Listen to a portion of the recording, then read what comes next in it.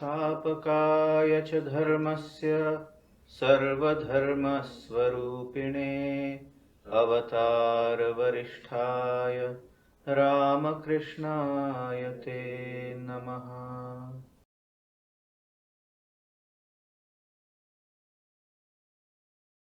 Dear friends, welcome back to the study of the Bhagavad Gita, and we have just started on the 5th chapter.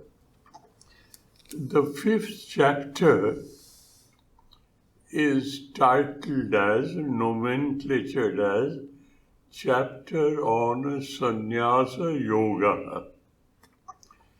So the concept of sannyasa has been highlighted there correctly, perfectly, as Sri Krishna desires.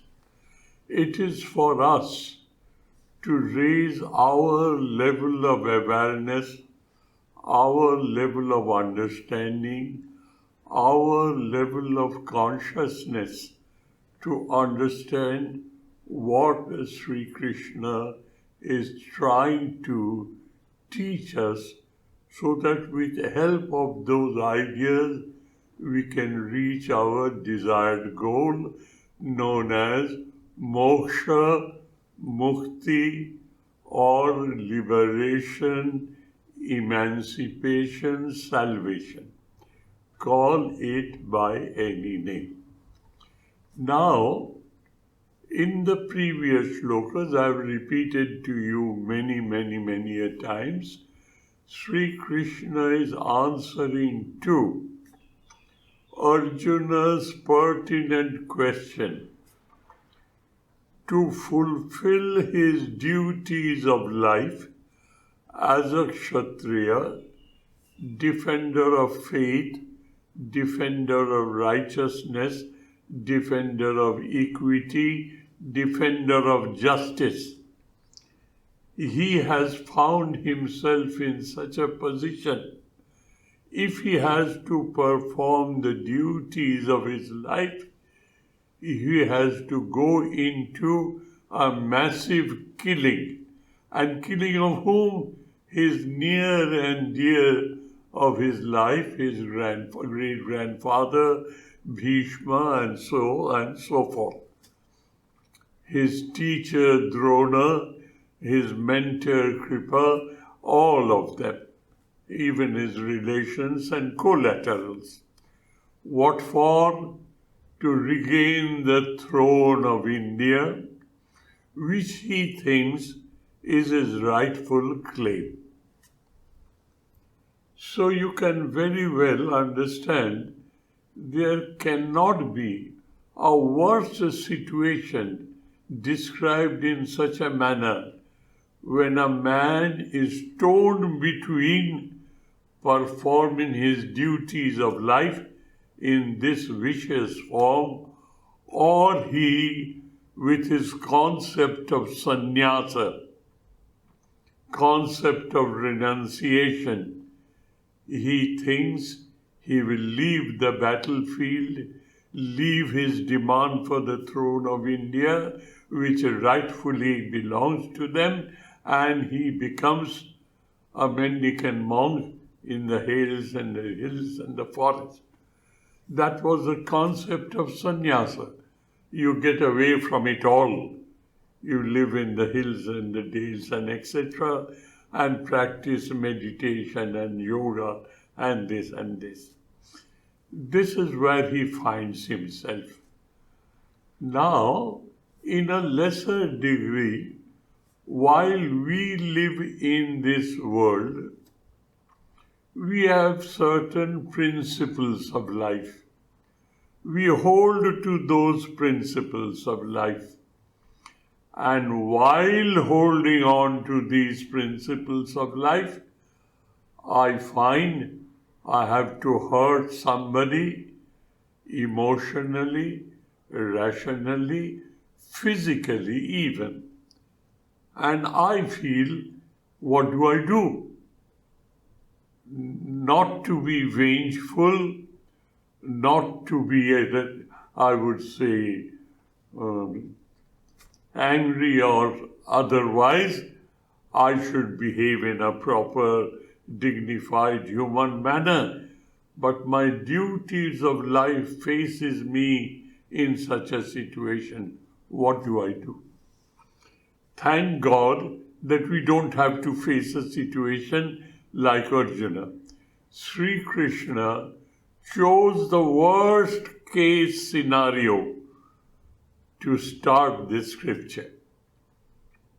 And he sees how Arjuna, that high and mighty Arjuna, with his might and main, he has put gods to shame, that Arjuna totally breaks down. And he says, Govinda, I am not prepared to fight. I would rather go and spend my life as a mendicant monk in the hills and dales and forests, away from it all. Let the world take care of itself. Now, that attitude is an escapist attitude, a defeatist attitude. That is not sannyas. And this was what Sri Krishna wants us to teach us. That sannyas is you live in this world. While living in this world, you do your duties of life, but make sure you don't develop any attachment to worldly things or do not develop disgust, distaste or aversion to anything. These are obverse and reverse of the same coin. It is attachment. Asakti. It is ragarupa, attachment, loving, I want to, it's beautiful. And dveshti is raga, dvesha. Dvesha is, oh, it's too bad, too dirty, I'm not going to do that. Why? Because I don't like it. And I make excuses of not doing my duty because of my dislike for it. That is not karma sannyasa. This is what Sri Krishna has been trying to teach us in the second chapter, in the end of the first chapter, the whole of the second chapter, the third chapter, the fourth chapter, and the fifth chapter. Now, we have repeated that many a times. Let us concentrate on the fifth.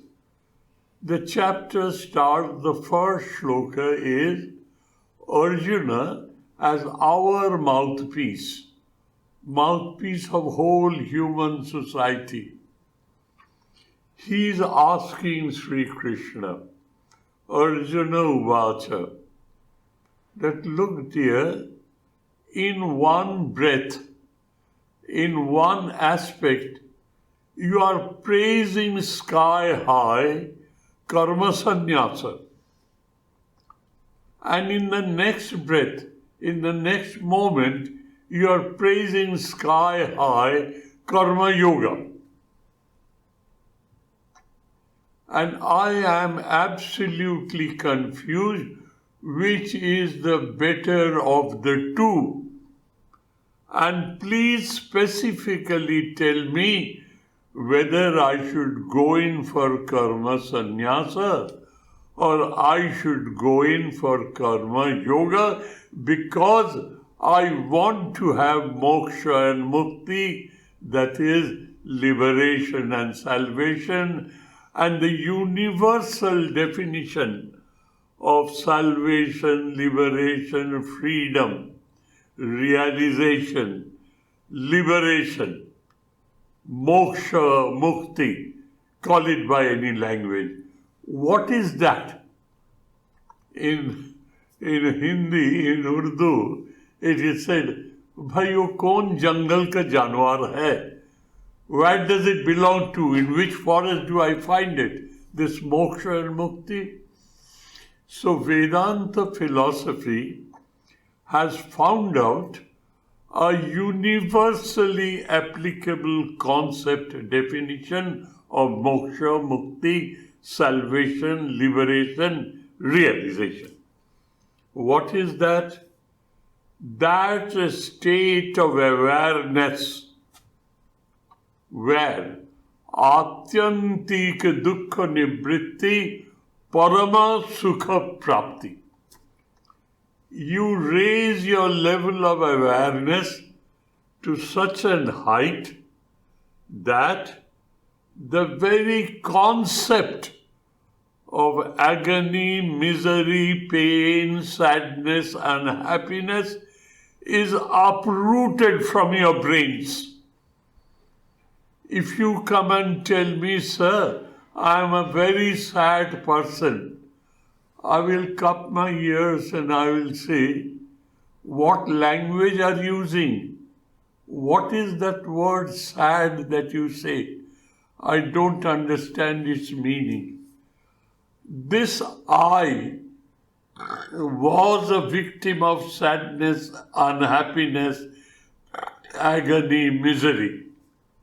This individual, but by undergoing certain education and undergoing certain process of self-discipline, this very individual who is a victim of sadness and agony, misery and unhappiness has raised his level of awareness to such an extent that the word sadness, unhappiness, misery, agony have no meaning. It's a sound. It doesn't mean anything. Atyantika dukkhasya nivritti. Total abnegation of the concept of misery. That is the negative way of describing that position which you have to attain as moksha and mukti, liberation or salvation. And positively, parama sukha prapti. Sublime, sublime, sublime tranquility, peace, joy, and ecstatic divine pleasure. You are full of that. You are so full that there is no space in you to conceive of sadness, agony, misery. Atyantika dukkha nivritti parama sukha prapti. This is the goal of all the students of the Bhagavad Gita. This is the goal of all true performers of various religions of the world. So, Arjuna is now asking Krishna, Sir, you are praising karma sannyasa at one hand, at other time you are praising and excelling karma yoga. Please, between the two, which is better for me, would you kindly tell me without any ambiguity, without any hesitation, without any riddle or puzzle? Absolutely clear-cut, rock-solid, crystal-clear conviction. Could you tell me that? Sri Krishna immediately answers. Look, Arjuna, through Arjuna to all of us, the second shloka which we have studied. Look, Arjuna, karma sannyasa and karma yoga, both of them leads to moksha and mukti. Both of them lead to Atyantik Dukkha Nibritti Parama Sukha Prapti. But for you and all others, Karma Yoga, Karma Sannyasat, Vishishyate. Karma Yoga has an excellence, an edge better than Karma Sannyasa. This is how Sri Krishna says. That means Karma Sannyasa is Nisraya Kara. Karma Yoga is Nisraya Kara. Ubho tau Nisraya Karo. But tayostu, between the two, if you allow me to give my view and opinion, Karma Sannyasat, Karma Yoga Vishishyate. Between the two, Karma Sannyasa and Karma Yoga is better, is more excellent, has an edge over the concept of Karma Sannyasa. This is how it said. We have started on the third shloka and we have not completed the discussion because, pardon me, I take a long time to go into the details based on commonsensical understanding. It is not possible for all of you to get into the depth of all the philosophies in India and abroad. It's not possible. So, the little I have acquired in my life, I would like to share with you in a commonsensical manner so that you can understand. Look at how Sri Krishna is now explaining how a karma sannyasi and a karma yogi, how come a karma yogi is an edge better than the karma sannyasi. Who is a karma sannyasi? According to your and my understanding, not the correctest understanding. Because Arjuna thought karma sannyasa is escapism, defeatism, and running away from not performing his duties. That is what he thought, karma sannyasa. And he's asking the same question. Now listen how Sri Krishna explains who is karma yogi. Let us read the third shloka. Gya sa nitta sannyasi yo na dveshti na kankshati nirdandho hi mahabaho sukham bandhat pramuchyate. This is how he introduces the subject, the state of a karma yogi, and in the remaining 3 shlokas he will keep on describing, eulogizing, admiring the state of a karma yogi compared to so-called karma sannyasi. Let us get into it. Sa means here that concept of a karma yogi. Who is a karma yogi? He has described it many times before. Let us refresh our memory. Who is a karma yogi?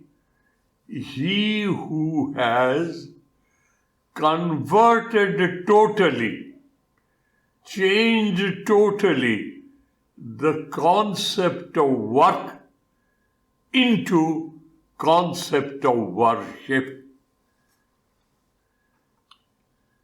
To him, a karma yogi, concept of work does not exist.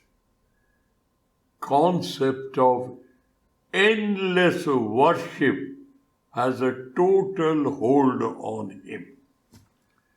I have analyzed many a times, but if we want to proceed in our spiritual life as a karma yogi, because that is the discipline of the present day modern world, karma yoga.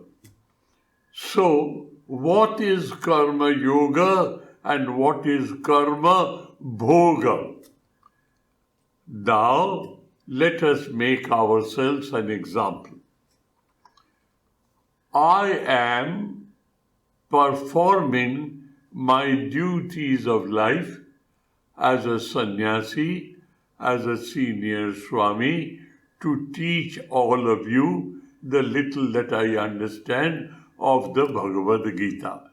That is my duty of life. And I am performing my duty of life. I am performing karma. Now, what is involved in this karma? I am physically involved. I am emotionally involved. I am rationally involved. And I am egoistically involved. How come? I am speaking, talking, gesticulating, moving my hands, and etc. is physical activity. I am, as a karmi, I am involved physically. How I am emotionally involved? Unknown to myself, I am developing an attitude, an attachment that you will all understand. This is my emotional involvement. What is my rational involvement? Whatever I have understood, I am converting those ideas rationally into cogent words. So I am rationally involved. And how I am involved? I feel I am doing. I am performing. I am performing karma. But while I am doing so, there is an expectation, an asakti is developing in me. If I am not very watchful, careful, if I do not take karma yoga seriously, what will happen? I will develop an expectation that you will all appreciate, you will all understand, appreciate, and admire me. If I am not watchful on my mind, you will understand, you will appreciate, you will admire. After the talk is over, the class is over, the discourse is over, you come and tell me, "Oh Swami, it was out of the world. I've never heard of such a thing." And Swami feels so happy, he hits the cloud ceiling. He hits the cloud 9. And some of you, with equal honesty and sincerity, come and tell you, "Swami, you tried your very best, but it went above my head. I could not understand." What happens to Swami? He is so disappointed, he falls down on mud with a thud. By your appreciation, I hit cloud 9. By your true statement, I am in depression. This is known as karma bhoga. I am going through an experience of happiness, pleasure, joy, and I'm experiencing depression, dejection, dissatisfaction. Why? You told me something. Why? You told me something else. What has happened to me? I have sold away my tranquility, my peace of mind, my serenity, equanimity at your doorstep. You say good, I start dancing. And you say bad, I start weeping.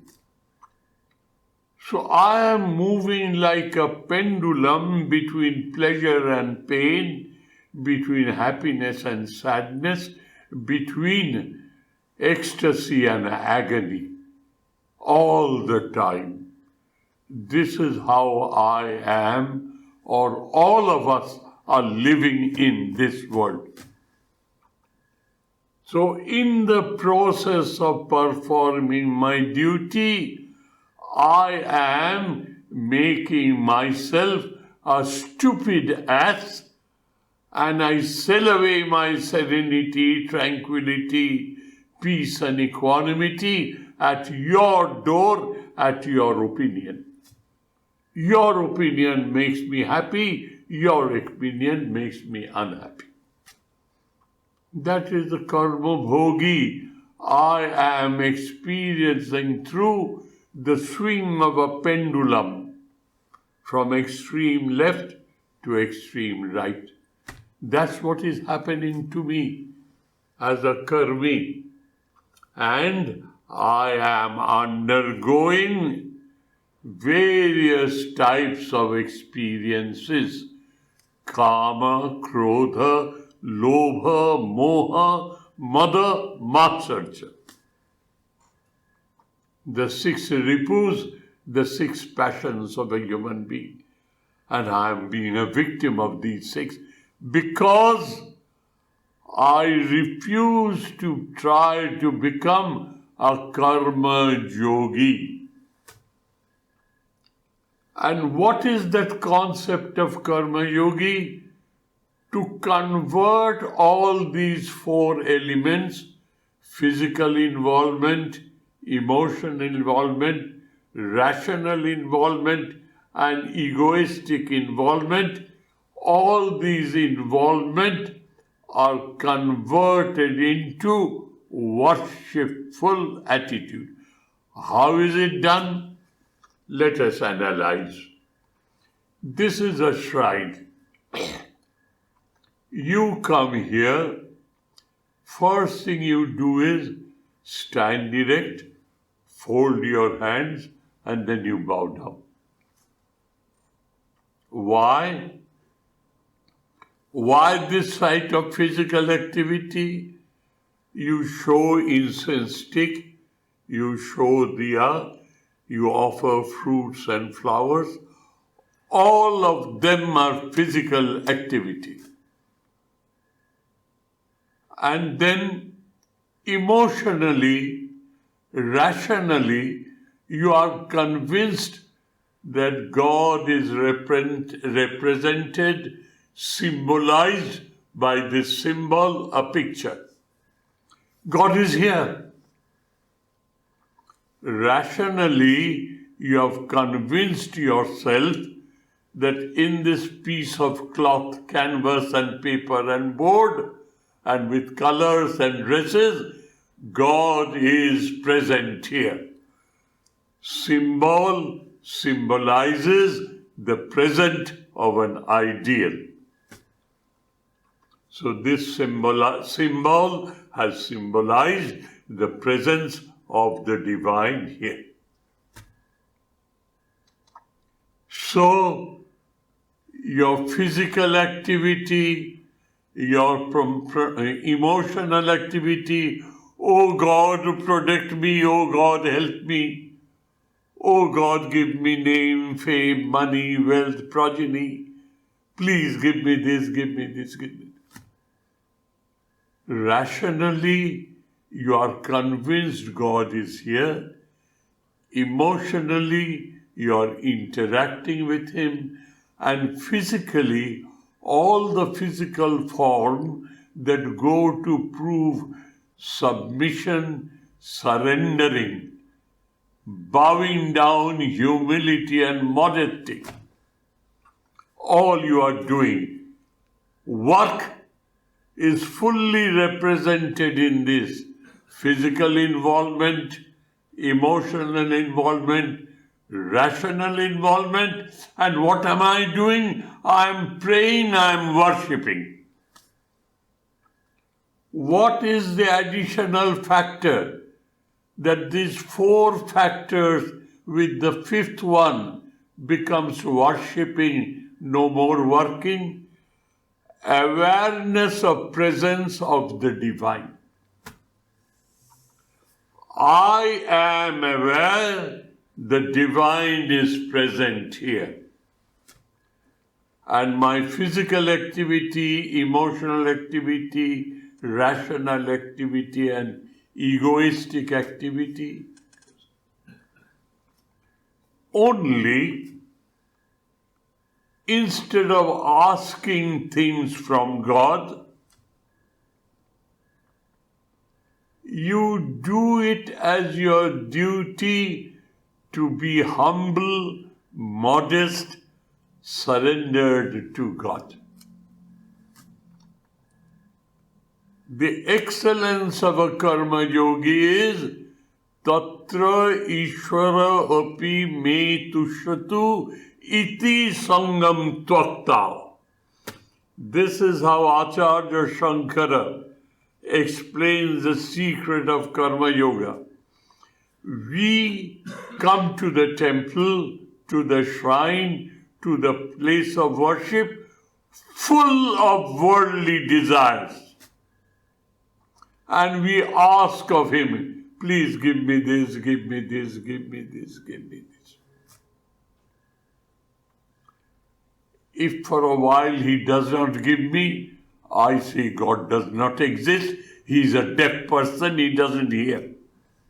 Or He is heartless, He doesn't listen to me. But we forget God has given us this birth to see that we go back to Him. That is the purpose with which we are born, by God's will. So our purpose of life is convert the concept of karma bhoga into an endless worship of the divine. What does it mean? It means from morning till night, from night till morning, you are dedicated to the presence of the divine. And whatever you do it correctly, perfectly, thoroughly, excellently. Put your heart and soul as a perfectionist. Having done so, you offer it to your God. Your duty, sense of duty, has been converted to sense of worship. This is karma yogi, and the other type is karma bhogi. I suffer because of this weakness of expectation from the world. And be a very, very brave lover.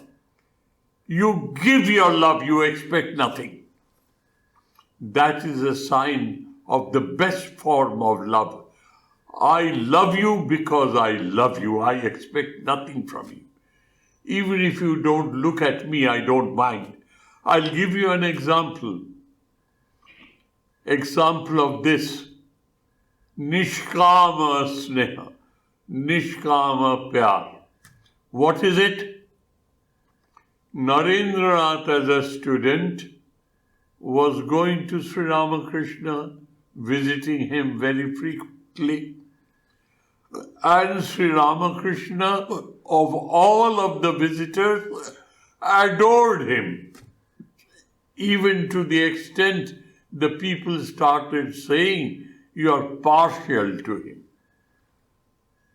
Sri Ramakrishna never bothered. All of a sudden, he started ignoring Narendranath's presence. He never accepted his pranams even, as if Naren does not exist.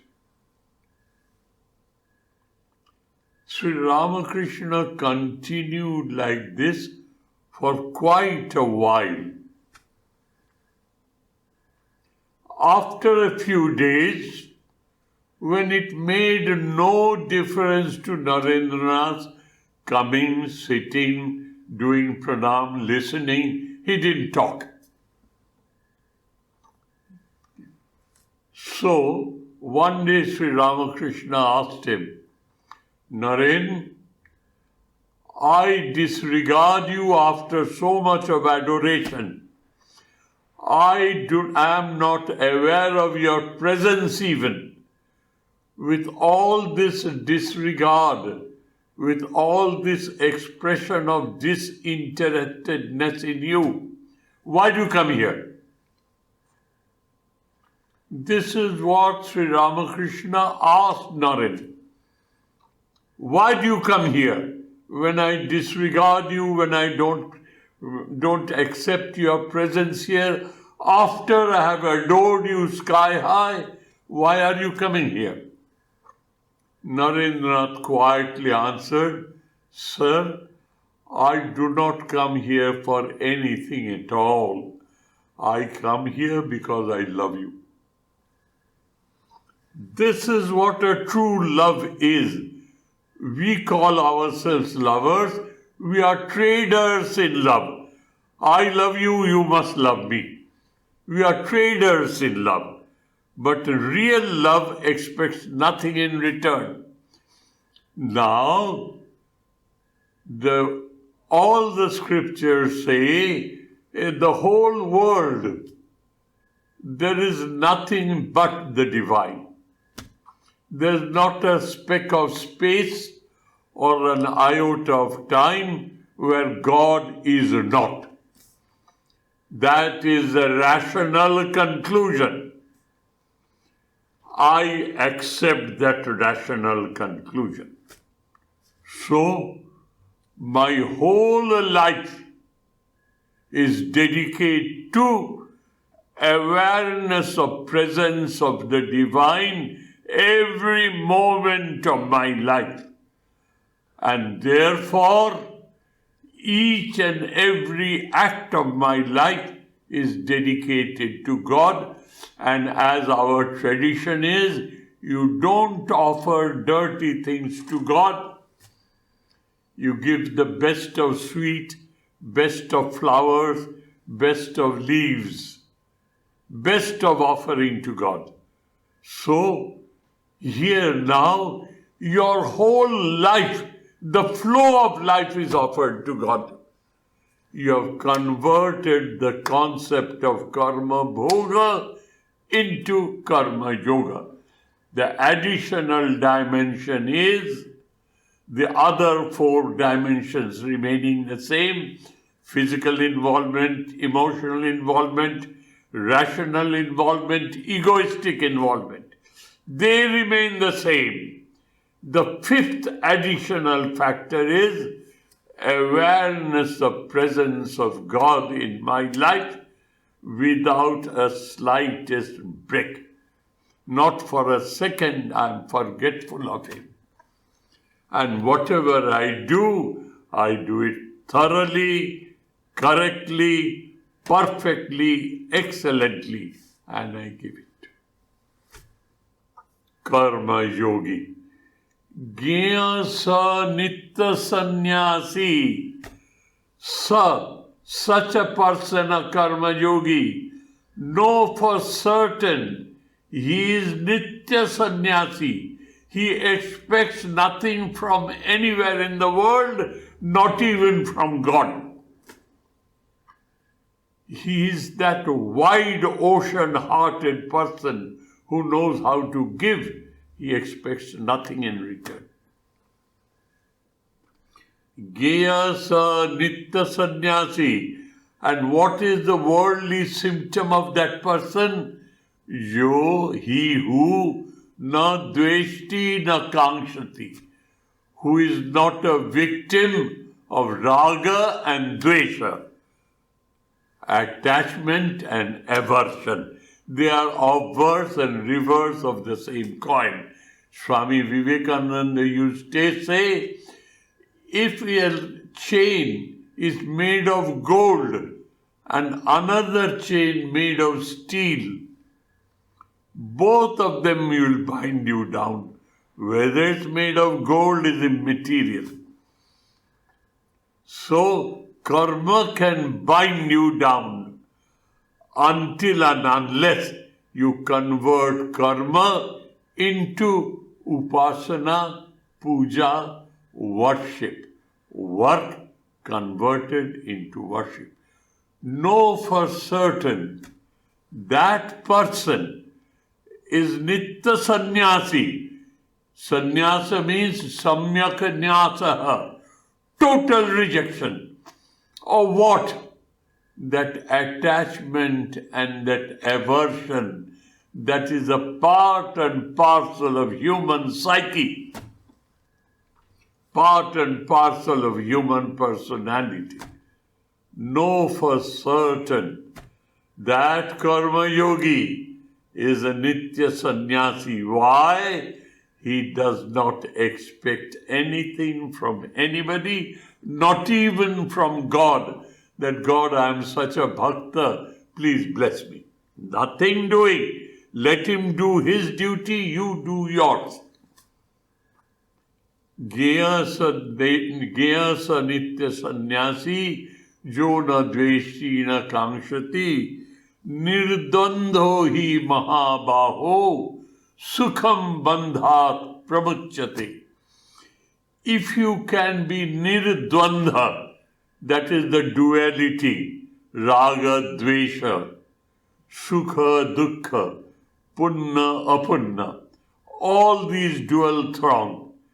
If you are beyond that attitudinally as a karma yogi, you will be able to reach that state of oneness with your true original nature.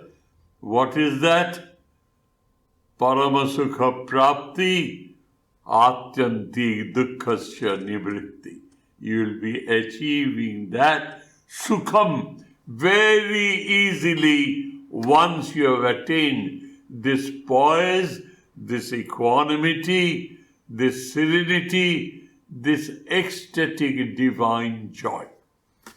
Gya sa nitya sannyasi, jo na dveshti na kankshati, nirdandho hi mahabaho, sukham bandhat pramuchyate. This is how he is praising the state of a karma yogi. And at the present day, the present incarnation, Sri Ramakrishna, has told us openly many a times in his gospel, in Kali Yuga, in the modern world, Jnana Mishra Bhakti Prashasta. It is right royal avenue to reach the goal when you have blended Jnana and Bhakti in Karma Yoga and carry on with your life as a Nishkama Karma Yogi, converting your life into an endless worshipful attitude with the presence of the awareness of the divine. Thank you, dear friends. Thank you ever so much. We'll meet again next Sunday. In next two shlokas, he continues the excellence of Karma Yoga over that misconception of relieving yourself from your duties, but in your mind you are planning. That is self-deception. He will say that in the next two shlokas. Thank you, dear friends. Thank you ever so much. Om Shanti Shanti Shanti Harihi Om Tat Sat Shri Ramakrishna Arpanamastu.